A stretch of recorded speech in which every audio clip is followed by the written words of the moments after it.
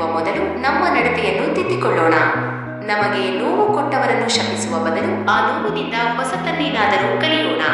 ಸೋಲಿನ ನಂತರ ಭರವಸೆ ಕಳೆದುಕೊಳ್ಳುವ ಬದಲು ಯಶಸ್ಸಿನ ಹಾದಿಯನ್ನು ಹುಡುಕೋಣ. ಜಗತ್ತು ನಿಮ್ಮನ್ನು ಹೇಗೆ ನೋಡುತ್ತದೆ ಎಂಬುದು ಮುಖ್ಯವಲ್ಲ, ನೀವು ನಿಮ್ಮನ್ನು ಹೇಗೆ ಗೌರವಿಸುತ್ತೀರಿ ಎಂಬುದು ಮುಖ್ಯ. ನೆನಪಿಡಿ, ನಿಮ್ಮ ಜೀವನಕ್ಕೆ ಮೌಲ್ಯವನ್ನು ನೀಡುವ ಶಕ್ತಿ ನಿಮ್ಮ ಕೈಯಲ್ಲೇ ಇದೆ. ಪ್ರೀತಿಸುವ ಹೃದಯ ಇಲ್ಲದಿದ್ದರೂ ಪರವಾಗಿಲ್ಲ, ಯಾರ ಹೃದಯಕ್ಕೂ ನೋವು ನೀಡಬೇಡಿ. ಒಬ್ಬರ ಬೆಳವಣಿಗೆಗೆ ಸಹಾಯ ಮಾಡಲು ಸಾಧ್ಯವಾಗದಿದ್ದರೆ ಅವರ ಹಾದಿಗೆ ಅಡ್ಡಗಾಲಾಗಬೇಡಿ.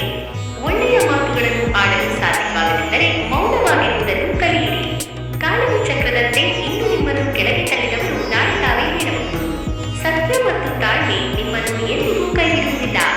ಬೇರೆಯವರಂತೆ ಬದುಕಲು ಪ್ರಯತ್ನಿಸಬೇಡಿ. ನಿಮ್ಮದೇ ಆದ ಅನನ್ಯತೆಯನ್ನು ಉಳಿಸಿಕೊಳ್ಳಿ. ನೂರಾರು ಜನರ ಮೆಚ್ಚುಗೆಗಾಗಿ ಸುಳ್ಳು ಹೇಳಬೇಡಿ. ಒಬ್ಬರೇ ಆದರೂ ಸತ್ಯದ ಹಾದಿಯಲ್ಲಿ ನಡೆಯಿರಿ. ನೀವು ಎತ್ತರಕ್ಕೆ ಬೆಳೆದಾಗ ವಿನಯದಿಂದ ಬಗ್ಗುವುದನ್ನು ಮರೆಯಬೇಡಿ.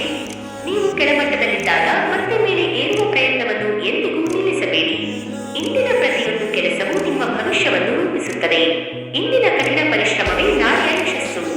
ಒಳ್ಳೆಯದನ್ನು ಮಾಡಿ ಮತ್ತು ಫಲವನ್ನು ದೇವರಿಗೆ ಬಿಡಿ. ರಾತ್ರಿ ಎಷ್ಟೇ ಕತ್ತಲಾಗಿದ್ದರೂ ಒಂದು